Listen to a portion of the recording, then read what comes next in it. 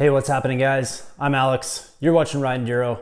Today's video, I'm gonna take you through how I use this cordless tool battery to illuminate the lights on my MX bike. Check it out.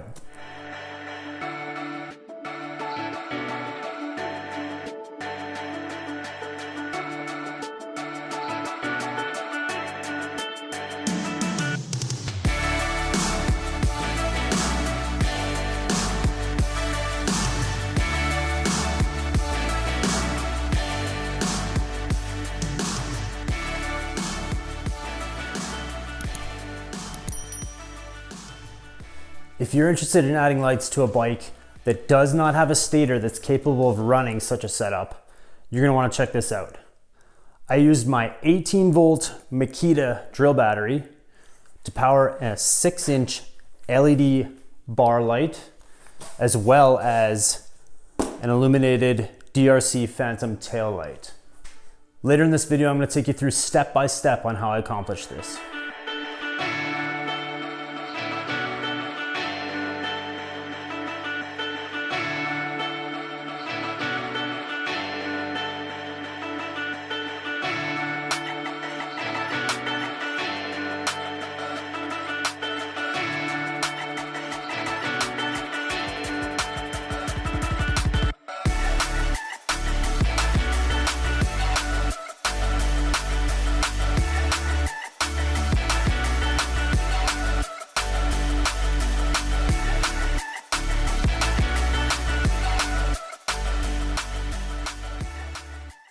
Okay, so here are the leads that run up to the plug I have by my handlebars from the battery pack up under the tank. Just follow the same cable routing as the clutch cable, and then I've got it, this is kind of super ghetto here. I did not go with a switch because I'm always, this thing's dropping everywhere. I didn't want to be smashing a switch off, so all I have is another set of plugs just right up behind my number plate. When I plug those in, I can just tuck those up in there. No big deal, they're not going to get caught on anything.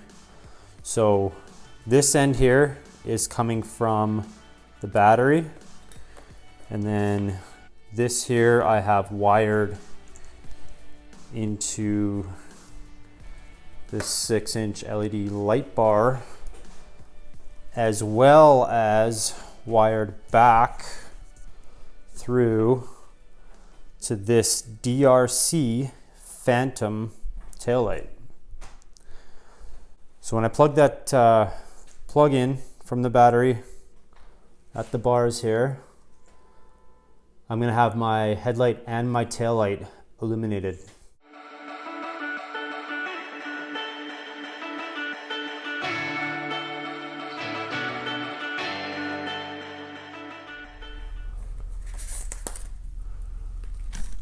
And here is a look at how I've got it mounted. Just a couple gear clamps wrap around the base of the light mount. And in between the bars and the mount, since the mount is flat on the bottom there, I've got a little piece of plastic pipe as a bushing. It's got the same inside diameter as the outside diameter of the bars, and then I just filed a flat spot on that piece of plastic right there so that the mount sits flat on that and doesn't want to twist and move on the bars. Really happy with this DRC taillight. It's pretty low profile. You can see here. That guy's a pretty simple install as well. Just had to drill a hole for the wires. I ended up siliconing those so they didn't move in that hole. Comes with the mounting hardware as well. And I've just got that right underneath the back fender for about 5 inches and then back into the air box. You can see it here, coming through the fender, back down here into my air box where I have another set of plugs. I can detach those if I need to remove the rear fender for any reason. So here's a look at some of the tools you're going to need to do this. You're going to need some wire, that's 16 gauge, connector, strippers, electrical tape, soldering iron, heat shrink, saw, knife, obviously some batteries, a drill or a driver that you're going to cut the base plate off of. This one is broken already, so it's a perfect candidate. A drill and pilot bit for mounting your screws, obviously some screws to mount the plate to the bottom side of your seat, and a tape measure to do all your layout.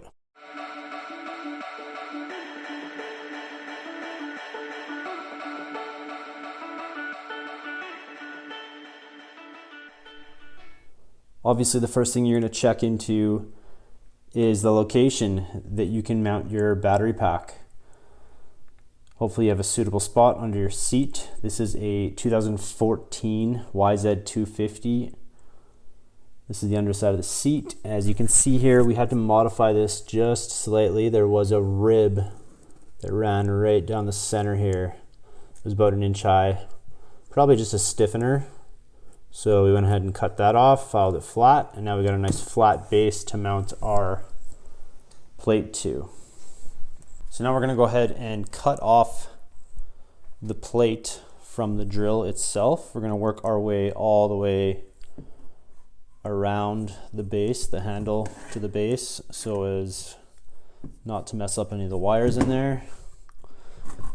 And I'm going to try and keep it as flat as possible as well. So you can see the wires in there, but if you went ahead and cut those off now, you'd only be left with 1 inch to kind of work with. That's going to be a little tricky trying to do all that soldering in there. So what I'm going to do is I'm going to go ahead and split this drill in half, just remove all of the screws holding the drill together, pry it in half, and get some more length out of our wires. Now we got a little bit more wire to play with. I'm just going to cut those off. Now the two wires we are most concerned about are the black and the red here. Okay, now I have separated the wires and we're just going to clean up the plate here, this jagged ass edge I've created from hacking it off the drill. I'm just going to trim that down completely flat, and we're going to tuck our wires inside while we do that so we don't nick them.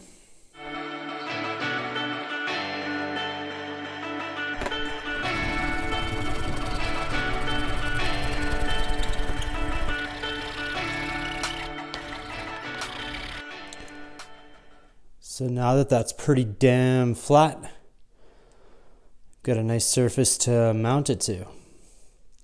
Now we can go ahead and solder our wires onto the plug. And in case you're wondering what the hell that other red wire is right here, that is also spliced in right at the base of the connector to the plate, the bottom side of the plate here. And so rather than snipping that off down there and having an exposed end, I'm just gonna leave it where it is and encapsulate it in the heat shrink once we get these soldered up so that it is not exposed. Okay, get a little hunk of wire ready. This is going to splice into the positive and negative wires from the base plate. And then you're gonna attach a plug end to the other side so that when you remove your seat from your bike, you can disconnect that plug and be able to take the seat right off. Okay, now you have both sides ready.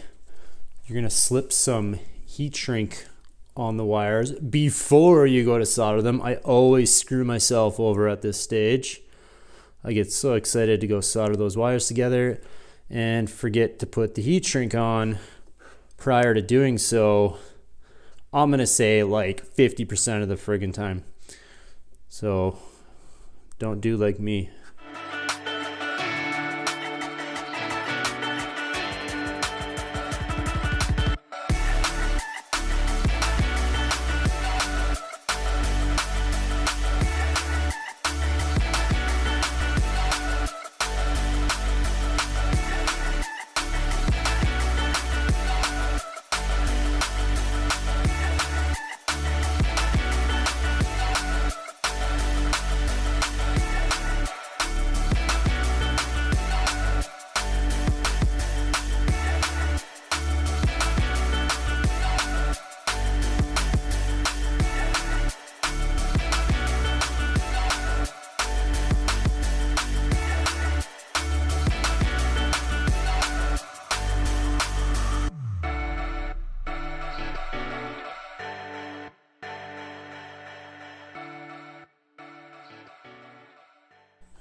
Okay, so now that we have our wires complete to the mounting plate, I'm going to go ahead and cut a slit in the plastic here for the wires to travel through out the side. So that way we're not pinching them between the seat and the plate when we go to mount this thing.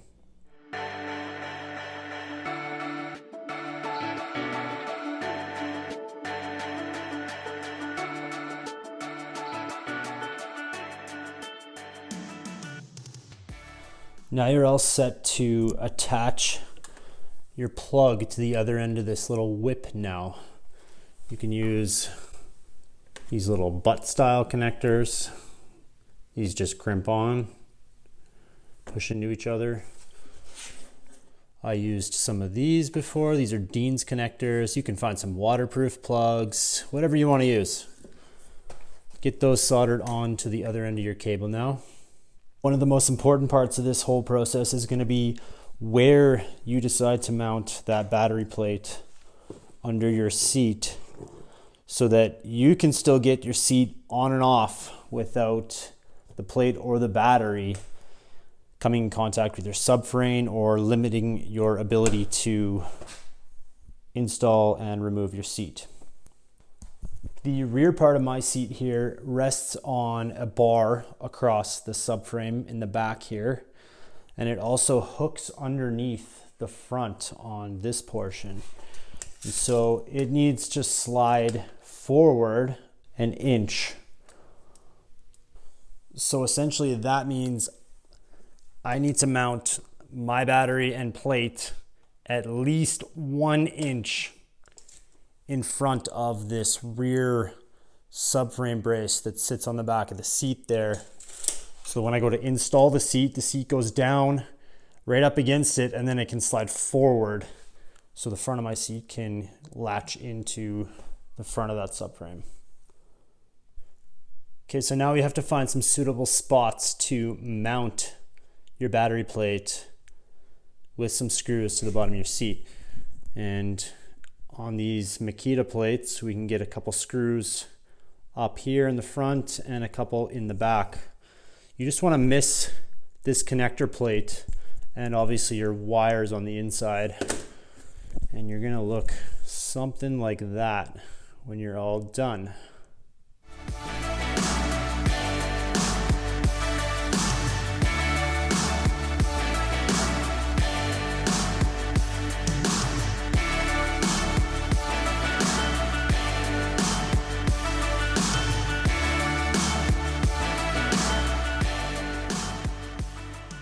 So now we're going to countersink our holes so that the head of our screws fits in and is below the surface of where the battery is going to sit.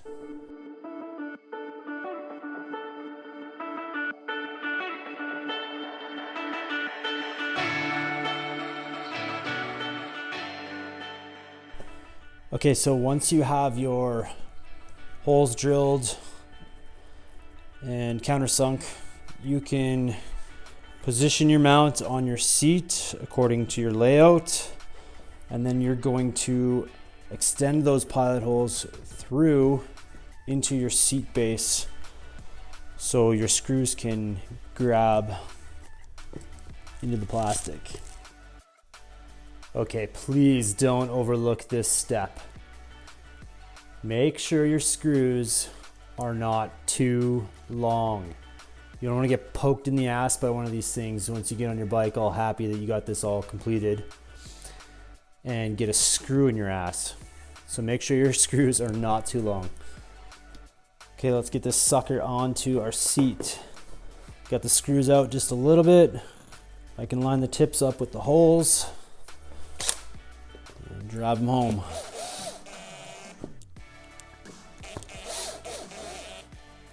Make sure you get all 4 in before you really suck them down. And when you do tighten them, I would recommend just using a hand-operated screwdriver. So you got yourself a fresh battery on there.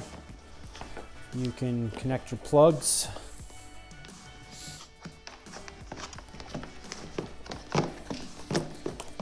Get the wires in there and reinstall your seat. Thanks for watching, guys. If you've made it this far in the video, you might as well hit that subscribe button. Thanks for watching. That was a long one, I know, but hey, I hope it helped you out. Peace.